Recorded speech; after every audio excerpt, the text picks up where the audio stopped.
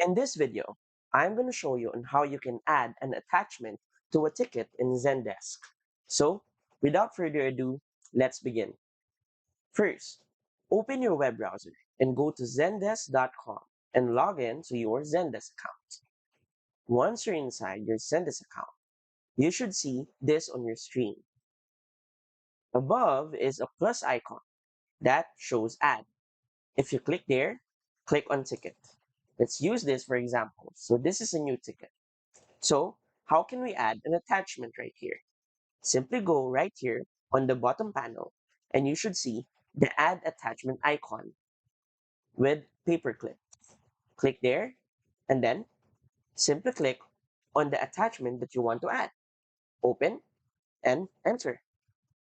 As easy as that, once you type in anything right here, this attachment would then be added to this ticket.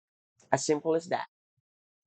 So if you find this video helpful and want to support our channel, feel free to click on our affiliate links below. See you in the next video.